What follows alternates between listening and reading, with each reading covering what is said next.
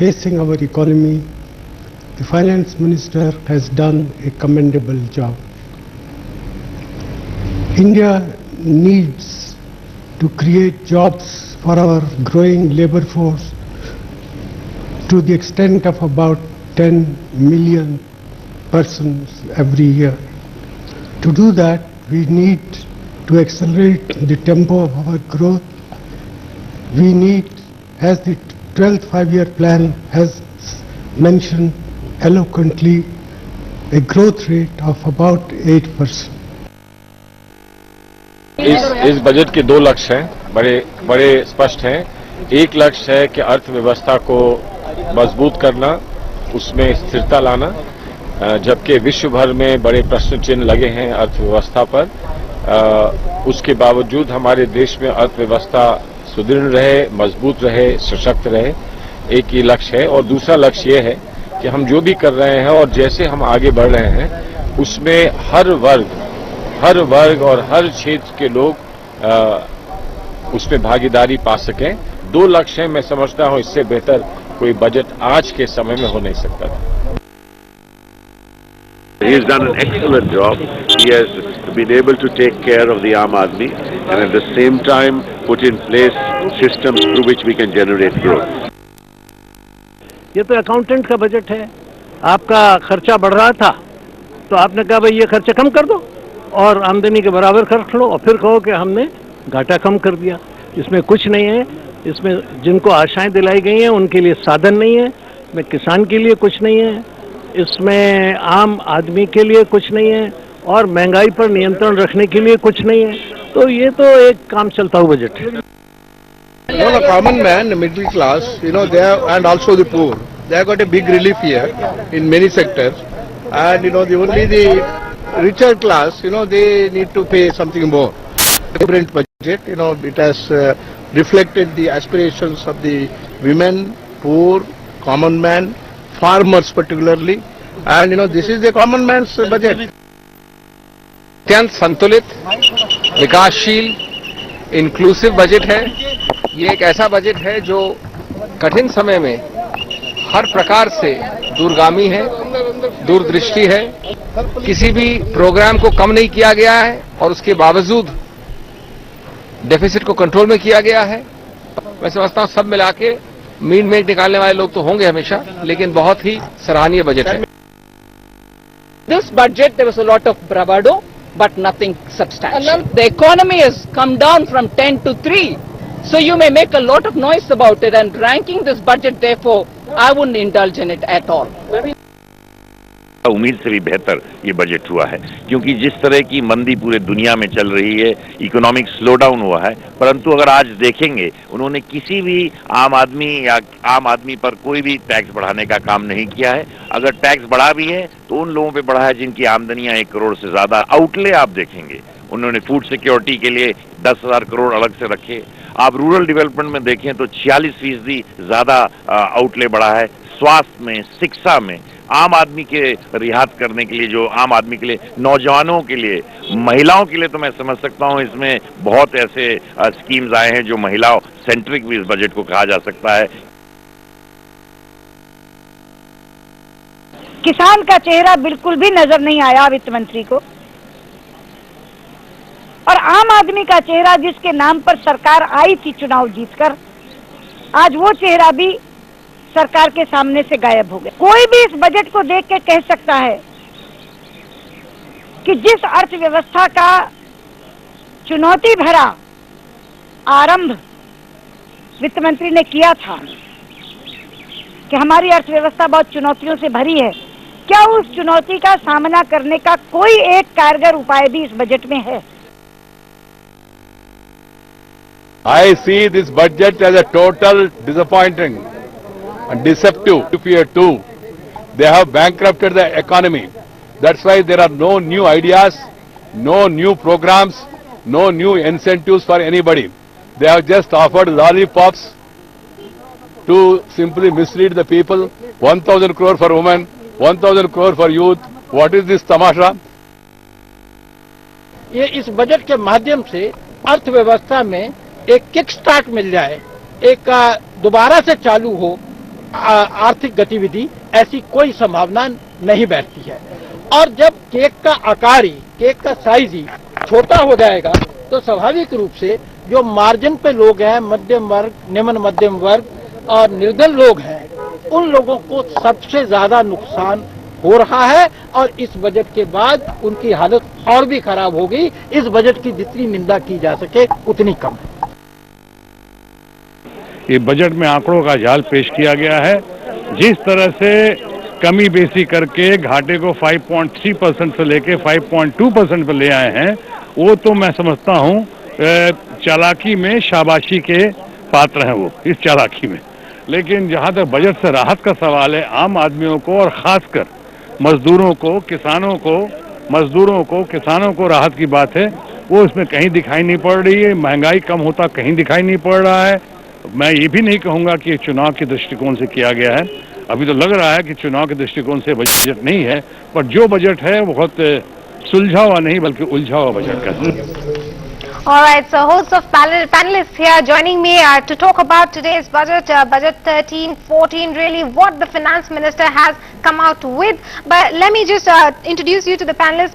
We have with us Mr. Jhakar, Ajay Jhakar, who's a farmer and agriculturist. Also with me is the representative, in fact chairman of NSIC, that's National Small Scale Industries, Mr. Dr. H.B. Kumar, and also I'm joined by the tax expert in our studios, Dr. G.K. Ahuja. With me is also Mohan Guru Swami, who's an economist and former advisor to Prime Minister Vajpayee, former Prime Minister that is, and also we have Ashwani Mahajan, Dr. Ashwani Mahajan, who's an economist. So a host of esteemed panelists here, all to talk about budget here. We'll go sector by sector here. And let me, since Ajay Jhakar has joined me now, let me also bring to focus the agricultural sector, because that's very important. And not many are satisfied, Dr. Jhakar, with the kind of allocations which have been made to the agriculture sector. What do you think about it? Because the credit has been increased to about 7 lakh crore, which is quite high. But then, are the farmers satisfied at the ground level? So, in the beginning, the finance minister appreciated that the farmers had increased production substantially and were increasing production substantially, but he did not offer anything in return to the farming community. So we obviously expected more. But under the circumstances where he explains that India is going through a crisis, I think so, I don't know how much more he could have done. But yes, we have not been compensated adequately. You mentioned agriculture credit. What is more important is who is this credit going to? True.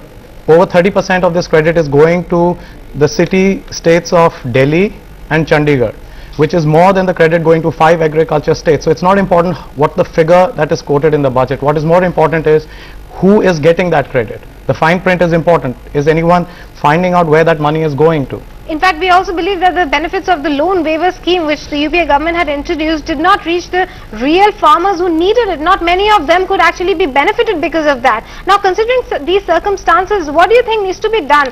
Budget allocations are always there. This time, not best of the allocations have been made. But in certain circumstances that we've witnessed before, when the fact remains there's a lot of wastage in the middle and the actual benefit doesn't reach the person, the farmer, at the ground level, what needs to be done? As a farmer organization, as a farmer, I would have wanted specific allocation for transferring existing technology to the farmers, which is called extension services, and that is not there. It is very good that he has allocated more money for crop diversification. It is very good that he has allocated money for agriculture research, but there is a lot of research, there is a lot of knowledge that exists in the universities and the laboratories that needs to be transferred into an agriculture practice, and that does not find mention here. What also does not find mention... Not enough for research no, not enough to transfer the research extension, the existing research to a farmer practice. There's no mention of food processing industry, there's no mention of the cooperative sector. What about cold storage facilities? Cold no storage, mention of that too? See, the whole budget and government policy focuses on increasing agriculture production. While as a farmer, I'm more interested in farmer livelihood, and they're two different topics. I will not want to comment on cold storages. That is also important, but what I'm trying to mention is that even more important is that there is a lot that is being announced outside the floor of the house, like increasing in fertilizer costs, increasing in diesel prices, which do not find mention in the budget. So the budget is not as relevant as it used to be in the yesteryear. That's what I would want to say. And are you satisfied with the drought aspect really? Yes, it does not find The mention. drought aspect that P. Chidambaram also talked about, he said he also gave a lot of importance on watershed management. He talked about many states that are facing drought in the country. So are you satisfied with that? No, I think the budget allocation should have been much higher, and the basic problem that exists today in rural India is inequality, and 10 individuals, 10 richest individuals in India have wealth of $100 billion, which is equal to the wealth of 30% of India, and this budget does nothing to address that inequality. But the agriculture credit has also been enhanced. No, but that agriculture credit is not going to farmers. That's what you're saying. It is going to agriculture allied sector. The finance minister talks about 3.8% growth of agriculture, and then he adds allied sector. How much of that 3.8% is for farmers and how much is it for the industry? You want more equanimity when it comes to distribution of money really in this country, flow of money. But yes, let me bring in the chairman of NSIC and let's talk a little about small scale industries as well. Are you happy as a chairman of NSIC about the allocations made to small scale industry, because the finance minister did mention the medium MSMEs and also small scale industries, a little bit of allocation more, and in fact for that matter more to weavers and handloom industries as well? Well, I would not get dissatisfied about the quantum of allocations, because allocations, you know, doesn't make much difference as far as the growth of the SME sector is concerned. What they need is basically ease of doing business. You see, when the new enterprises start, they basically want easy approvals and an environment which can really help them to start and grow. So that kind of facilitation is required, in fact, further. Some allocations have been made and something will help, in fact, the SME sector, particularly in the area of refinancing. So you're positive about it? Well, by and large it's okay, given the situation of fiscal deficit and the constraints that the finance minister had.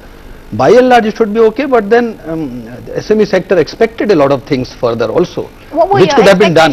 What were the expectations were basically raising the threshold exemption limit from, you know, exemption of excise duty from 1.5 crore to something like 3 crore. The exemption limit for service tax, which was fixed at 10 lakhs rupees, which is considered to be very low, and that could have been raised from 10 lakhs to 20 lakhs or 25 lakhs. There is another provision of presumptive tax. Presumptive tax is basically for businesses that have turnover up to 1 crore. So they need not have to do all that formalities of documentation and all that. So that limit could have been raised. So these are some of the concerns which SME sector tax had. limits essentially. Yeah, this is basically more relating to the compliance part. It It doesn't have to do with anything much with the allocations. What about the interest on payment of advance taxes?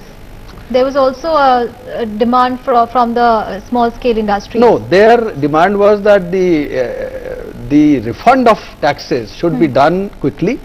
Refund of advance taxes which have been paid, that should be done quickly, but that has not been addressed here. Exactly. But I think that was not much of the issue being raised. Most bigger problems were dispensation of credit, cost of credit. Cost of credit, of course, is high for the SME sector, because as you know, comparatively it is proving to be much. So these broader issues you're saying have been addressed largely by the budget. Are you happy with them? Compliance issues have not been addressed. Allocations are okay. Allocations are okay. In fact, compliance are not enough. When you're talking about taxes, sir, let me bring in the tax expert we have here with us, not just about small scale industries, but also in a larger perspective about the whole country, about the salaried class. How do you look at the tax balance here? There was talk of broadening the tax net, bringing in more taxpayers, but that it seems is not being worked at so efficiently as people were expecting. No, I tell you, people were expecting that there will be a limit, exemption limit, which will be raised, which has not been touched at all. Whatever has been done is between 2 and 5 lakh, and that too is a small amount of 2,000 rupees. The moment you cross 5 lakh, this benefit is not there. 1. 2, he was talking about 1 crore limit, that the businessmen on 8% they have to show of exempt presumptive tax scheme. Let me tell you, they have nobody interested. If I raise that to 2 crore, nobody who is showing a sale of 2 crore is showing a profit of 16 lakh. I'm telling you, 8% is a very heavy amount. The people who are cribbing, they say that 1 crore 8% is 8 lakh. We are not having that profit of net profit of 8 lakh. And that's why they are not showing the income of 8 lakh. So if you increase that limit. Objective, you see. No, my point is, see the trend. Net profit 8% is very difficult to be earned. Net profit of 8%. 92% is the expenses you are giving. 8% is very difficult to earn these days because of the competitiveness. Let me talk to the SME sector. Basically, what they I feel is also belong to one of compliance cost is very heavy. I agreed. Compliance cost is very heavy. You keep to maintain a lot of documentation, audit, and balance sheets and all that. Sir, 1 minute. As regards audit, and you are saying the other part of the thing, let me tell you, even now, those who are then up to 1 crore, 50% have not shown income in 8 lakh. What about the middle class? You're talking about the tax slab. This is what was the SME you talked about. Right. As regards middle class, there is no benefit here. Absolutely nothing. No benefit to any middle class. It is either to the poor or there is a slab on, of course. Oh, we're not sure if the benefits to the poor will also reach them in the right time. But the fact here is the middle class is being crushed here, isn't it? Definitely. They were expecting. What about broadening of tax net? You know, there was a huge talk of widening tax base. This was not the right time to do it. You know, this is a pre-budget things. You know, you cannot think of broadening the tax or all those things. The only point which I wanted to tell you, that even if whatever he has brought the changes, there are many fine prints in that. Many fine prints in that. Now a deduction of a sale of property 1%. Let me tell you, this was brought earlier also, which was withdrawn. Now what happens is there is a buyer who has to deduct TDS on 1% on the sale of a property exceeding 50 lakh. Now the seller is claiming exemption under section 54, or maybe he's buying another house or he's depositing in the fund. Now what will happen? He'll have to file a return of income to get back that refund. That refund problem which is already there, he will have to file those returns. Now these days 50 lakh is not a very big thing for immobile property, let me tell you. And when everything is recording, these days for a, let me tell you, the loan of 25 lakh to buy a property, that is only for a small places. Also, any big city. But some exemption on the houses front, 1 lakh. For a person who's buying his first house, he can be exempted till 1 lakh. But only when the value of the house does not exceed 40 lakh. Exceed 40, yeah, that's right. Doesn't exceed 40 lakh, mind this. Okay, we'll continue our discussion, but for now we have the president of FICCI joining us at the moment. Let's go across straight to her and let her analyze the whole budget. Ma'am, how do you analyze today's budget? Is it as per your expectations? Have I analyzed the budget? I haven't had enough time to analyze it in complete form, but what I can certainly tell you is that when we heard the finance minister's observations, it's pretty clear that it is a balanced budget. Given where we are in the country, low growth and a fiscal deficit which has been going out of control, he's done a tough balancing act of ensuring that we keep on the track of fiscal consolidation and a promise of 4.8% for the year, even while growth and industrial growth are central to the themes. So in that sense, I think it's a budget which is balanced and very good in the circumstances. So you're suggesting there's enough been done for the industrial growth as well, because there's this huge, delicate balance in fact, and if not huge, between growth and inflation. And industries, the manufacturing industry especially, is often impacted when it comes to slowdown of growth. So do you think that perspective has been taken care of when we talk about growth of the industry per se? Yeah, so what we've seen happen is government has come in with the investment allowance, which was one of FICCI's asks, was look at accelerated depreciation or investment allowance to kickstart investment in industry. And that fortunately has come through. What we've also got is the fact that there are provisos for regulatory containment, whether it is in oil, energy, the setting up of a road transportation regulator. These are very important steps, but everything that we need in industry is not in the budget, and nor can it be in the budget. What the budget has done a good job of is touching on the various areas which are important. I do believe that this should be the blueprint for government for the whole year now going forward, and the different ministries now need to follow through, because what the budget does is allocate some money. In other cases it's a statement of intent, but the follow-through is going to be important. From FICCI's perspective, one of the easier wins is if we can get the projects that are stuck off the ground. We believe it would add 1% to the GDP of the country. So the incremental capital output ratio, the ICOR, which has actually dropped, worsened from 4% to 5%, and in fact the Prime Minister's Economic Advisory Council has indicated as 3% as the right number. We need to make sure that we use capital in a much more productive way. And right now, money being stuck in these projects is not very helpful. Well, surely so capital we do needs have to ensure that we can get these projects unstuck. The Finance Minister mentioned that.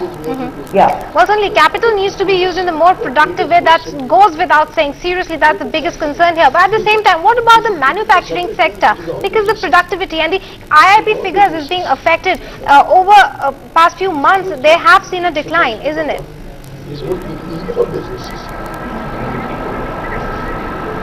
Oh yes, and that is actually, I think, where both the Economic Survey and the Finance Minister start their whole discussion.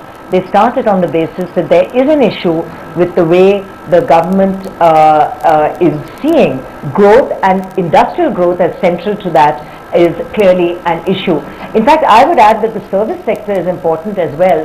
There wasn't enough about that in the budget. But in the economic survey, we heard how a 6.6% growth for the service sector is really much lower than it's been 2 years ago, where it was in double digits.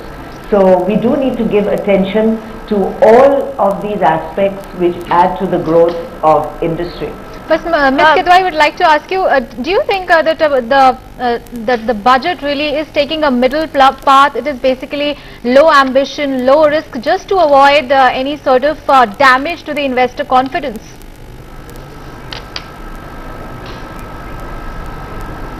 I think that is so, but right now I've not quite understood what's going on in the stock markets, but I think those are really markets are low, ma'am. They've gone down. Of what is not happening. Markets have gone down. They are disappointed.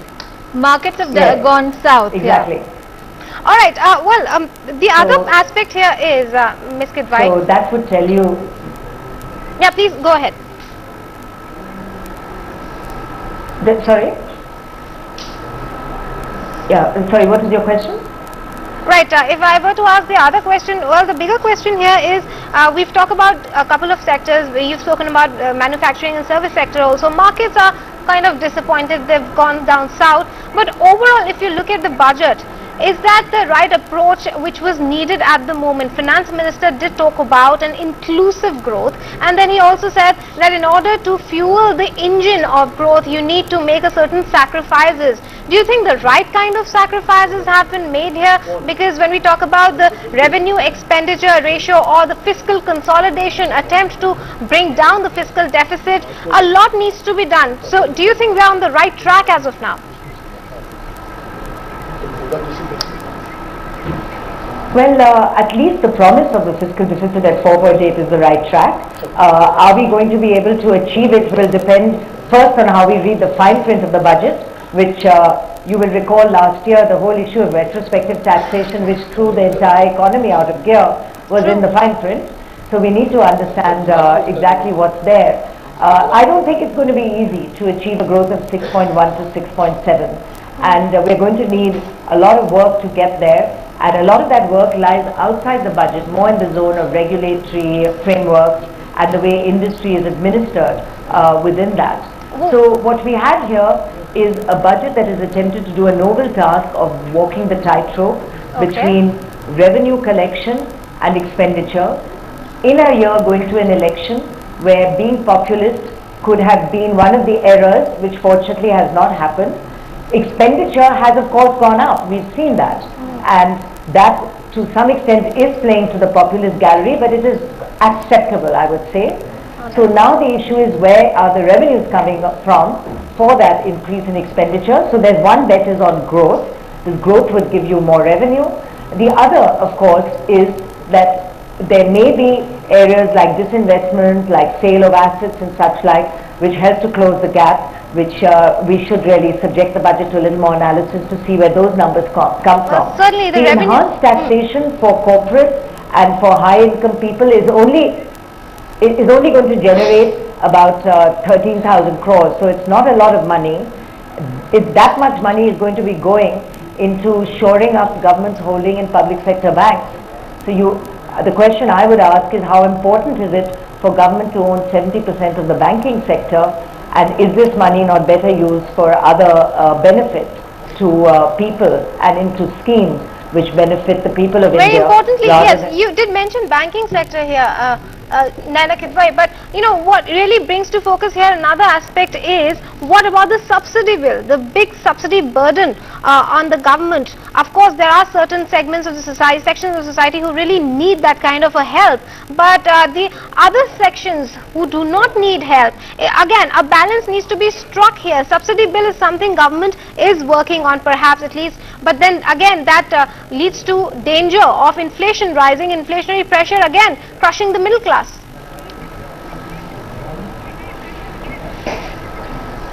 Well, actually what the government has worked on quite hard and needs to be lauded for is removing the subsidy on diesel, which can have some upward effect on inflation, you're right, but at the end of the day it removes a very big cost in the fisc, and the cushion it will give the government, almost 70,000 crores, is very important. So moving into a regime where these prices are actually borne by the consumer is both good, because as consumers we have to learn to be efficient in the way we use diesel and petrol on the one hand, and on the other, the fact is it takes away from a lot of the burden which the government otherwise faces. So we're doing this fortunately in a regime where World Bank projections suggest that oil prices over the next 2 years are going to come down. So hopefully the benefit is also something that we will see as consumers, in that as prices go down, because there is no subsidy and it's market driven on pricing, we may even see lower prices than we are seeing today. All right, Ms. Kidwai, coming on to the corporate sector now the surcharge on income tax is up from 5 to 10%, but of course on companies with the taxable incomes above 10 crore rupees. You think is that a blow really?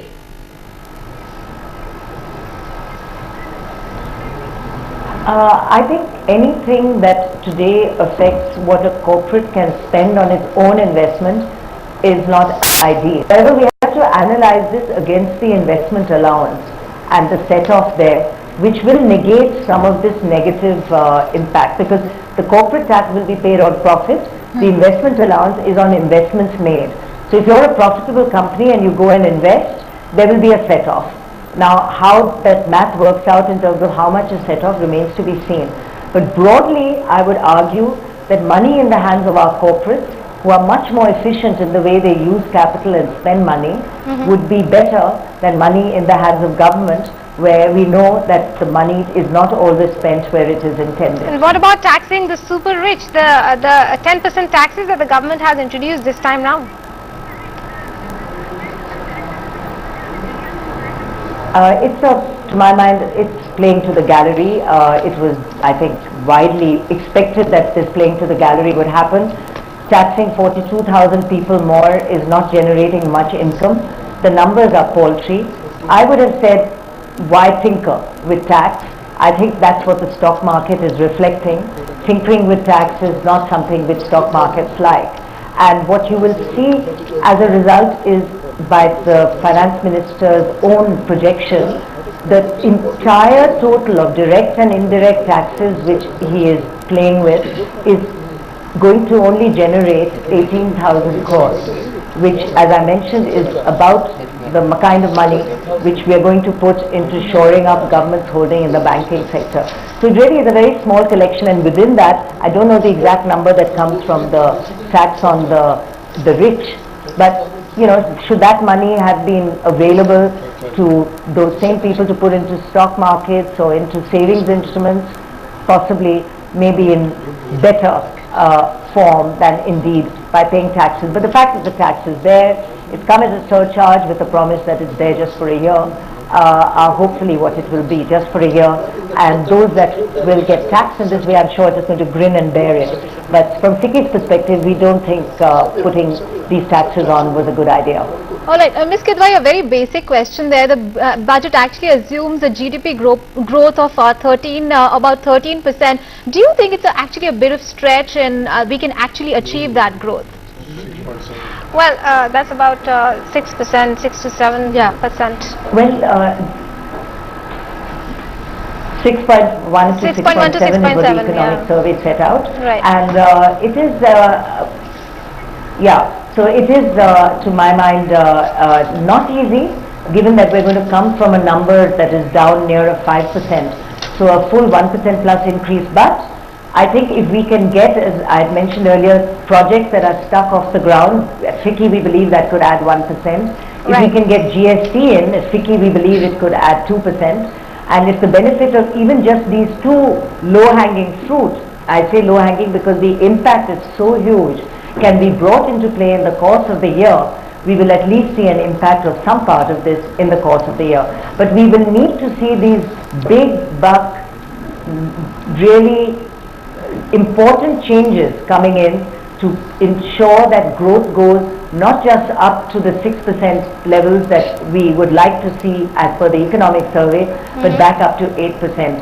And it is very important we stay the course on these big deliverables, the big changes which help us achieve it, namely GST and sorting our projects that are stuck off, particularly in the power sector. Industry here looking at bigger changes like GST and other taxing provisions. Thanks very much, Naina Lal Kidwai, for joining Newsx and sharing all those important insights from the industry on behalf of FICCI. Thanks very much. Well, Naina Lal Kidwai had a clear view. We need to bring in bigger changes when it comes to implementing, our taxes, our budgets, because turning from 6.1 to 6.7 GDP growth rate to the ambitious 8% is going to be a very tightrope walk, and some also suggest it sounds rather not so pragmatic at the moment. Let's bring in our panelists at this point. Let me come to you first, sir. Looking at the kind of budget we've had this time round, and also Ms. Kidwai's perspective that bigger changes are needed in terms of GST and other bigger taxes, do you think that is affordable at this moment? First, you must understand the budget itself. Yeah. Okay. 93%, 94% of this budget is chiseled out in stone. It comes said. There's nothing you can do. It's only you're playing around for 5-6%. Okay. 5-6% is not going to turn things around very much. Okay.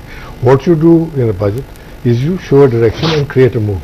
I think that this budget does. That direction is created, you think? Created, and the mood is also enhanced considerably, that people think that things will move faster. Because but Mr. Chidambaram had a vision that perhaps it is going to turn to 8% in about another year or two's time. Possibly, isn't that ambitious? It has happened before. From 4.8% in 2004, it went to 8.5% in 2006-2007. So these things are not without precedent. They've happened before and they will happen again. We are in a cycle. We keep going up and down. We can't get a steady growth because there will be mismatches and adjustments. But the thing is, the government must realize that things are getting blocked down. Projects have to be cleared. Monies have to be made available at the right time. So, I think it's doable. And, I think he's said about biggest thing, you want to get investment, is foreign investment. And foreign investment, sorry but the word foreign is mostly Indian, because this money comes back from Mauritius. You look at who's investing here, Mauritius, Singapore, Hong Kong, Dubai, over 70% of FDI comes from there, not for some multinational, okay? So that money, most of the money is routed from abroad, that perhaps could be Indian. But rather than attracting foreign investments, my question is, can't the finance ministers of India here actually try and attract investors domestically, and by giving them some tax stops perhaps, because of tax that they go abroad? These are exactly the people who have money abroad, the people who are capable of investment. Half their money is here, or more money is outside. So you bring that money back in. So you can get 20, 30, 40 billion dollars in the next 2 years additionally, if you want, if you offer the right incentives, saying that, okay, we won't ask you awkward questions of where did you get it, how did you keep it, let it come back. That's the, I'd like to go back to where Ajay Jakkar left off. I think he left it off halfway through. The only good thing in the budget for agriculture is that 4% interest rate, which is announced, But if you look at this budget or any budget, in this budget, 2,22,000 crores goes off as subsidy, fertilizer subsidy and the food subsidy. Food subsidy is essentially a procurement subsidy. I am not pro-subsidy. I am worried about lack of investment in the agricultural sector, which is irrigation, canals, warehouses, storehouses, all that. In the last 20 years, the state has not created a single irrigated acre. It has all been done in the private sector by tube wells, and that is not good for the environment. And building of dams, building of canals is also an employment generator, So you got to focus back on this. And from the first plan to the latest plan, the investment in agriculture is coming down. That the finance minister has went through agriculture in about 2 minutes. Right. It shows that that was very quick. In fact, I also lack of priority on that. Let me bring in Mr. Jakar here. Do you agree with that? Investment in agriculture is the key thing at this moment, as Mr. Guruswamy suggested, but not much has been done. It's only subsidy, fertilizer subsidy, this subsidy, that subsidy. What about the core issues in agriculture sector? I completely agree with Mr. Guruswamy, but what you have to understand is that on this show and on every show, the government representatives and the industry representatives keep talking about GDP growth of 5%, 6%. Now the problem with GDP growth is it's not equitable, and the growth is being harnessed by only 10% of the India's population. So as a farmer, I would say that I'm more happy with 3% growth where 50% of India, which is farmers, actually grow.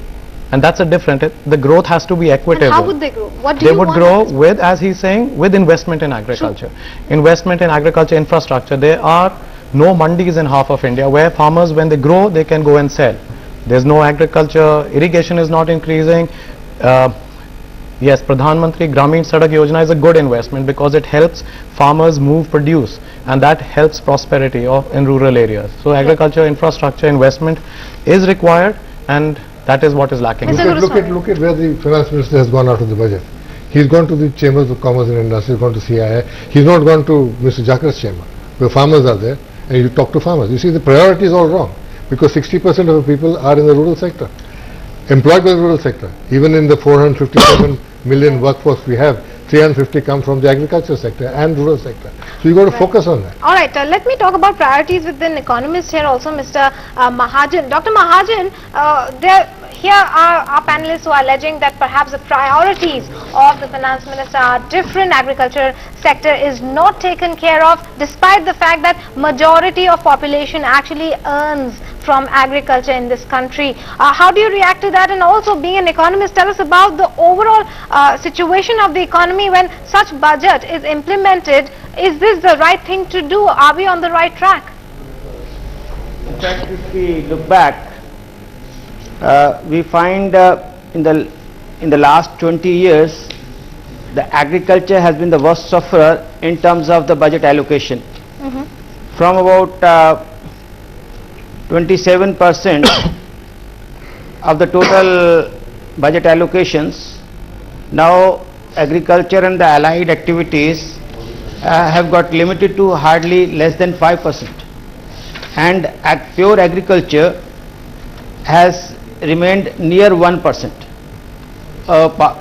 A sector which is contributing more than 50% to the employment, and an important sector for food security and other reasons, has been the worst sufferer of budget cuts.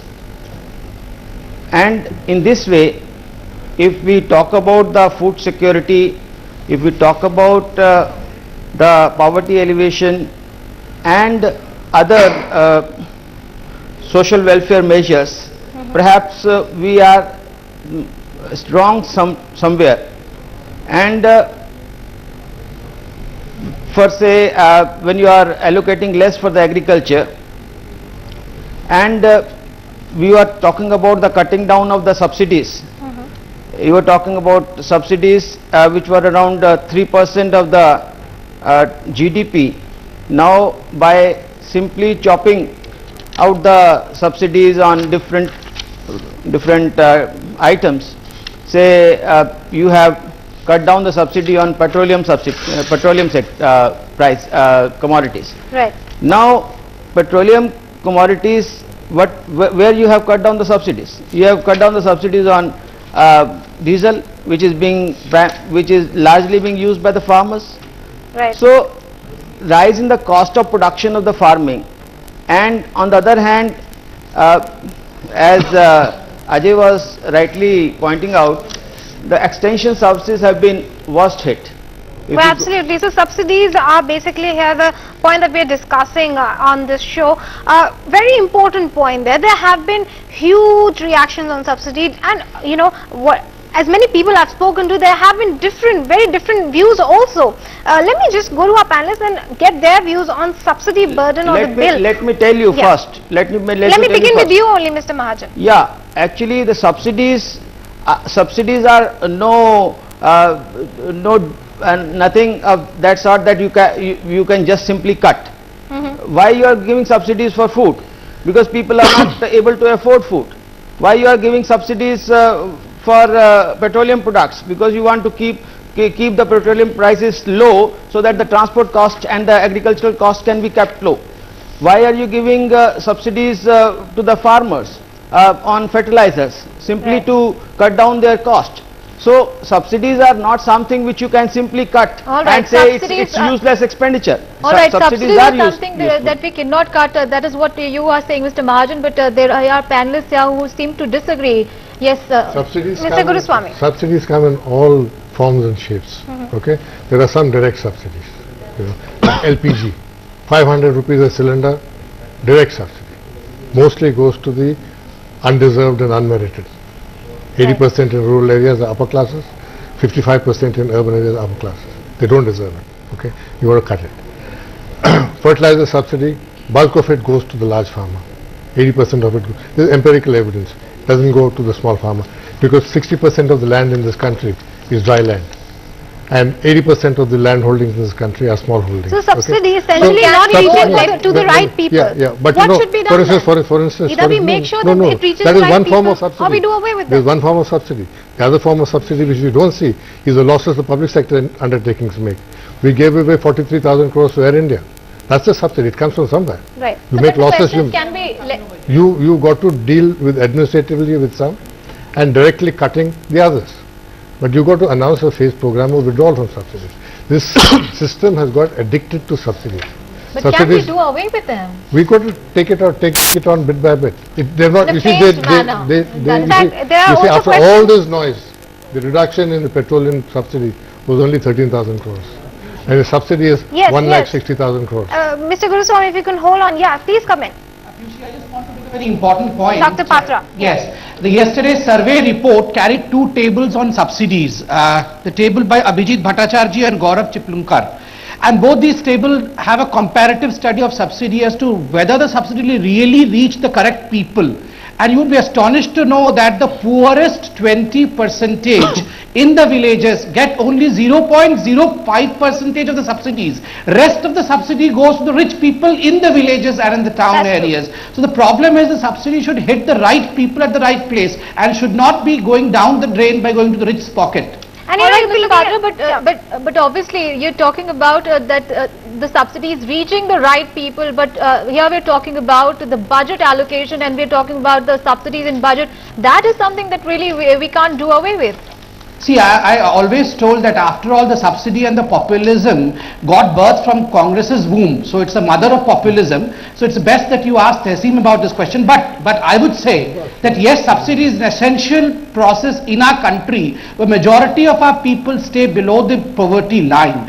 Until unless you have something concrete for them. For instance, we have not looked into the agricultural sector, we have overlooked the infrastructure sector, and we have overlooked the manufacturing sector. So how do you think that the people who are living below the BPL line will become self-sufficient to do away with the subsidy? So if you are thinking of doing away with the subsidy, you have to bring in table the policies which would make these people self-sufficient, which are lacking. Right. In fact, we'll ask. Dr. Air India 43,000 crores. Are common people flying in Air India? You know, can't we do without Air India? Now yesterday's rail budget, 22,000 crores is the loss on the passenger division, made up by freight increases on the freight division. Now that's a form of subsidy. Absolutely, Yeah, losses distorting could things. also be taken as a form of subsidy, but the bigger question is this only, that how to reduce these wastages, because at the end of the day, it's taxpayers' money, middle class is crushed. There are other people who are paying, like crazy, and they're actually not able to afford, still they are paying. So if you're taxing people who are actually affording it with so much of difficulties, then at least that money of taxpayers should go the right way. It should help the poor, if that's the government's promise, but it's not happening at the end of the day. Well, we'll discuss about that with Tehseen, but let me just bring in some views from the market and industry at this time, from industry bodies really. Let's listen in. Well, I think to my mind, this budget has come out with few very positive initiatives, and I believe if those are implemented well in true letter and spirit, we will see investments coming in, both from the public investment as well as the private sector investment. I mean, if I look at on the agriculture side, 80,000 crores on rural development, which has been put aside, I think is a huge positive, because to my mind, this is something which is far, far greater than giving subsidies. The issue of growth, and therefore the need for industry, the need for jobs, the need for attention to the growth drivers is very much there. And that I have not seen this messaging so strongly in the last 2 years. So the desire to get it right is there. I think exactly as YK says, what we need is not necessarily subject of budget, but we should read that as a very strong indication that what we need may well follow because of the recognition of growth therein. My first reactions are positive, optimistic. I look at the containing the fiscal deficit for the coming year for 4.8%, as well as looking at investments into job creation, investments into infrastructure, clarifying some of the tax rules and tax reforms. GST is talked about. So he's touched upon all the things that was expected, and in that sense it's a positive budget. Pretty much what we expected it to be. A populist budget, keeping the election year in mind. As a matter of fact, we haven't even touched the tip of the iceberg for the travel and tourism industry. But this sector is always overlooked, and it seems to be put into a bracket that this is meant for the elite and for the rich, which is not true, because this sector generates employment, and that employment benefit goes down to the masses. This was supposed to be a big bang budget. Too much of expectation from all segments, sections of the society, economy, industry were there. Above all, the Aam Aadmi. Everybody hopes, everybody's expectations have been 100% belied in toto. Nothing has been done in this budget. It's an absolute bland, washout budget. Also various reactions from the industry coming in on today's budget there. But let me come back to you, Tehseen. We were earlier talking about subsidies, and even the industry has reacted on subsidies. There have been differing views. But talking about the fact that these subsidies, even if they are there and taxpayers are paying for them, why don't they reach the people they are directed to? The people who need to be beneficiaries, they do not benefit. I agree with you completely, and I agree with the other panelists. There are some subsidies, for example LPG, which should not exist, but it is the media and it is the elite middle class of India that creates a hue and cry. I think if I can afford to pay for an LPG, I should pay for it. I came here to your studio in a car that costs almost 1 crore rupees, which is a diesel car. I think that's unacceptable. So these subsidies need to go, and there is no two ways about it. But I want to speak a little bit about the agricultural sector, because a lot has been done on the agricultural sector, though it's being shown that it's not done. And I think that what Mr. Jakar has forgotten is their target for farm credit has been increased to 7 lakh crores. The Rashtriya Krishi Vikas Yojana has been given 10,000 crores almost for mobilizing higher investment in agriculture. There is 3,500 crores for farm research. There is 3,000 crores to help small and marginal farmers. There is 5,000 odd crores for intershed water management. So there's a lot that's been done for farmers in this budget. Agriculture has seen a record growth. Mr. Jakar will agree with me. And you also have schemes like the Sadak Yojana scheme, which helps farmers. So I think these are schemes, the second phase of the Pradhan Mantri Sadak Yojana scheme is going to start now. So I think these are all that's going to help the farmers out. So I think it's unfair to say that agriculture has not been given its due importance. In fact, it's been given a lot of importance. No, but don't you think it's a major blow really to the fertilizer sector, considering the fact that there is already the industry is overdue with the subsidy payment of about 25,000 crore rupees. Don't you think it's a big blow to the fertilizer makers there? Yes, but subsidies will have to go sooner or later. You'll have to get them out in a phased manner. If fertilizers don't reach the farmers that it intends to reach, then it needs to go. Why doesn't it reach the farmers which it intends to reach? And which is why where does it go in the middle? Which is why you're coming out with schemes that will help, which will help direct transfer. So those are things that we've already spoken about on the other shows, under the earlier shows. Let's not get into politics on that, but that has to go. The Prime Minister has said that, the Finance Minister has said that, and there is no two ways about it. If we want the Indian economy to grow, we want to help our poor citizens, yes, the subsidies must reach the intended beneficiaries. It cannot be pilfered away by the rich. It must reach, but is it reaching? It's not. So what is done for that to ensure that it reaches? Okay, Mr. Jhakar also has a view on your agricultural point. Tell me, so, Mr. Jhakar. I have never said that the government has not done something for the farming community. It has done something, but it is not as much as we expected, obviously. Regarding subsidies, let me make it very clear that no panelist out here is saying that subsidies are wrong. Every panelist is saying that they're not being delivered where they should be delivered. And the problem is not about large farmers and small farmers. It is about rain-fed farming and irrigated farming. Most of the subsidies are being used by people who are farming which have a perennial source of irrigation, because they obviously farm more, they use more diesel, they use more fertilizers. And as the second green revolution kicks in, and as we do more for the farming community in areas which are rain-fed, fertilizer subsidies will increase. They might decrease for particular farmers, but overall there is no way you can do away with them. Any wishful thinking is wrong, because when farming takes off in the rest of the country where it has not taken off, demand for fertilizer will increase. So the important thing is that the allocation cannot be reduced, and farmers don't want subsidies. Farmers only want their profession to be profitable, and because the government policies don't allow it to be profitable, we are forced to ask for subsidies. And government is not subsidizing us. Don't be under any illusion. I mean, this is for everyone. The government is subsidizing cheap food for the urban classes. If subsidies go away, the food is going to become expensive for urban classes, and that is unacceptable to any electorate or any political party, irrespective of which side of the fence you are on. And that's the hard fact, and you have to believe it. All right, cheap food and even employment for that matter, MNREGA. What do you think about that, Mr. Jhakar, since you're talking about subsidy and government trying to subsidize food? Let's also throw some light on these rural schemes, where flagship schemes, in fact, of the UPA, which do impact the rural masses to an extent. But again, as we've been discussing, not the complete benefit of that goes to the rural classes. So we absolutely don't oppose rural employment scheme. Good. But it is the fine print which is important. Because of the rural employment scheme, the labor charges have gone up, which is also good. I'm not saying it is bad, but those increased labor costs are not being compensated in the MSP. They're not being compensated in the price that the farmer is getting for his produce, and that's where the problem is.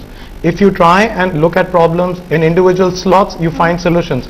But the problem is when you look at it as a holistic picture, then obviously the problems exist, and they're not in black and white. Everything is grey matter.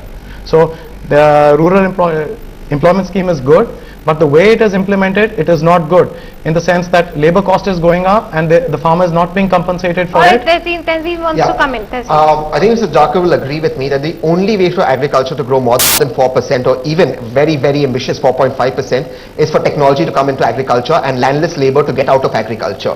What Manrega does is exactly that. That enables farmers and big farmers to get in technology inside agriculture, and therefore the government in this budget and as earlier has supported research in agriculture by allocating almost 5,000 crores for farm research. 4,000 crores, sorry. So that is the only alternative for agriculture to grow, and you will have to get our landless laborers out of agriculture. The government has also set up since 2008 the National Skill Development Center that will help in this process.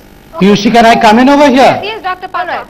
Yes, I want to make two very important points, drawing from what my friend has told. He told that the landless farmers have to go out of the farming sector and have to be employed in the unorganized sector. Now tell me, the issue now is, in the farming sector you have not given much importance. In the unorganized sector, FDI has come in. So naturally the unorganized employees will also be suffering. So where does the man ultimately go to? not to the streets, where else does he go? I spoke about skill development, something at 2008. I spoke about a complete thing. You will have to, for India to grow at more than 9% and 10%, you will have to build skilled laborers. You will have to get people out of landless, you will have to get landless laborers out of agriculture. Unless you allocate properly, how would you have these things done? Which is why all these schemes are coming up. If you read the you are not you read money for technology and agriculture. You are not focusing into the agriculture sector, dear. If you have to focus into the agriculture sector, if you want when technology I'm speaking to creep about in, money coming and that in, is when what I'm Mr. speaking Thakur about has money been coming saying. in for research in agriculture. No, 3,000 crore rupees for 4,000 research crores. is not enough. Let me tell you, Mr. Thakur has been right to point out that if technology has to be brought in, much of allocation has to be done. With the kind of allocation, peanut of allocation that has been done, all this is not possible. In this budget, farmers, Mr. Thakur will again agree with me, have now will be given loans at 4% from even private banks, which was only available from public sector banks. Okay, let Mr. Thakur come in and let me clarify to both of you about agriculture research. Every rupee spent on agriculture research and development transfers into 13% rural economy growth. It transfers into farmer prosperity, and that's why more money should have been given to research. That's one. Second of all, you touched upon the point of 4% subvention for private sector banks. While it is very good, we need to understand that cooperative banks, when they give loans to individual farmers, do not get subvention. And that is the problem. The government is trying to incentivize outreach of private sector banks into rural areas while trying to do away with the cooperative sector banks, and that's why most farmers in the country do not have credit today, access to institutional credit. And it's the cooperative banks which are the way forward, and there is nothing there for cooperative banks. Cooperative banks are not. If you read the fine print of this, sorry, if you let me just even cooperative banks have been cooperative banks have been included in this. Listen, I stay in the village. I've just come today. Yes, I know I'm more talking about the budget today. Yes, I'm talking about cooperative banks. But I'm talking about the budget. And cooperative banks, sorry, just give me a second. I won't interrupt you again. You got to wait. You got to wait. Cooperative bank, when a farmer goes to a primary cooperative society, goes to a tax, takes a loan from a cooperative bank, does he get subvention? When an individual farmer goes to a cooperative bank, he does not get subvention. There's a very fine line here, and that's why the fine print becomes important. We've talked to the finance ministry, to the RBI, and nobody wants to discuss this because they think the cooperative banks are a burden on the country, while they don't understand is that's the way forward. Mr. Thakur, if you just read the fine print of today's budget, it is not just public banks. The finance minister has said it, cooperative and private banks. He said that very, very clearly. No, he said that cooperatives already have it, and now the private sector will be also getting the subvention, while the cooperative banks can give subvention, but only to farmers who come through a primary cooperative society. Individual farmers do not get it. I am a director in a rural cooperative bank, and I know this very well. And so there's a big mismatch in how things are. You talk about 7 lakh crores of credit as agriculture credit. You will be surprised that when an industry dealer sets up a shop and he takes a loan, it is an agriculture credit. When the electricity department of any state government sets up an electricity line to a village, it's agriculture credit. Everything under the world is called agriculture credit. Most 30% of the agriculture credit is being taken by farmers who live in Delhi, Calcutta and in the metropolitan areas. Do you think any farmers stay in Delhi and Chandigarh or in Calcutta or in Bombay? No. So it's not important. The figure is not important.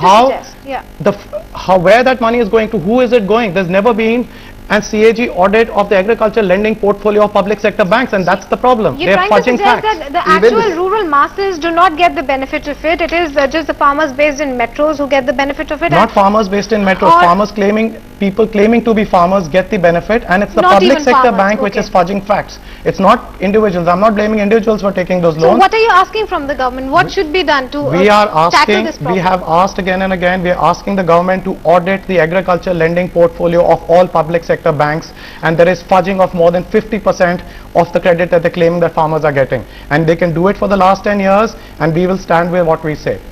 All right. So it's not a problem with the government. It's the public sector banks which are fooling the government, which are fooling the people, because they need to meet their targets, and that's what they're doing. All right. If you are hearing that, really, these are the kind of problems government needs to tackle. If you can just these are not issues of the budget. Yeah. But these are governance issues. Governance issues there, but let's stick to budget here at this moment. But though, thanks very much, you brought forth a very important point here, perhaps which the government and these banks needs to take care of. But talking about this budget and subsidies that we were talking about earlier, let me bring in an economist here now, Mr. Mr. Mahajan, sorry. looking at this problem with the agriculture sector and the way allocations have been made in the budget, Mr. Jakar has clearly said that again they are not reaching the remote corners of the country where agriculture laborers, where the farmers really need them, and even the banks in the middle of it, they do not actually give away the right kind of credit, despite the fact the finance minister has allocated, say, 7 lakh crores to the agricultural credit, a lot but comes under it. Do you think under these circumstances enough has been done in this particular budget to address these little problems which are actually offshoots of larger problems? Every time when the budget is presented, not this year's budget, every time when the budget is presented, finance minister talks about certain small things. Larger things, yeah. I'm talking small things, okay, small things like watershed management, this management, that management. Yeah. But in total, when we look at the agriculture budget in total, we find around 1%. For the last about 10 years, I have been looking at the data about the agriculture budget. So hardly 1% of the total budget allocations. Now, this is totally insufficient. Everybody would agree that 50% of the population in agriculture, and you are not giving proper share to the agriculture. You'll have to hold your thoughts here because the finance minister himself is now addressing the media. Let's listen to what he has to say about today's budget. The economy is indeed. Let's get our panelists to review the budget once again. We are joined in by Mr. Amarjeet Singh, who is the tax expert. Also joining us is Mr. Mahajan, who is an economist. Mr. Vandana Kohli, social activist, is also joining us. We are also joined in by Dr. H.P. Kumar, who is the chairman of NSIC. And we are joined in by Mr. Chetan Mahajan, who is the MD of MSN, and Mr. Jaydeep Mehta, VP of IDC. Thank you so much all for joining us. Before Mr. Chidambaram was speaking on his budget, we were actually talking about the agriculture sector. We were also discussing about the subsidies at that time. Coming back to that, let's talk about the subsidies at this moment. We were discussing how especially how cannot we do away with the subsidies. That is what we were discussing. But at the same time, and now the fertilizer subsidy, as regarding that, how do you react to the budget? The budget this time, in which there is a talk of agriculture subsidy, fertilizer subsidy. Yeah, fertilizer subsidy, as has been rightly said by the panelists before, that there is too much of subsidy to the companies actually. This has to be, the scenario has to be changed.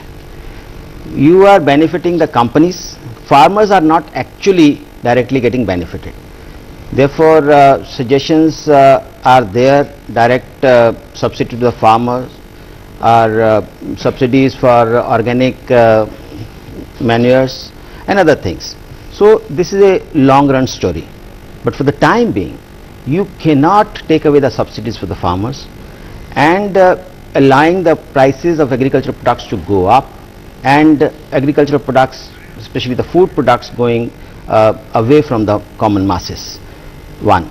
Secondly, no budget in the last about 10 years have been good for the farmers as such, in the sense that if you look at this year's budget itself, hardly 18,000 crores are being spent on the agriculture sector as far as the plan expenditure is concerned.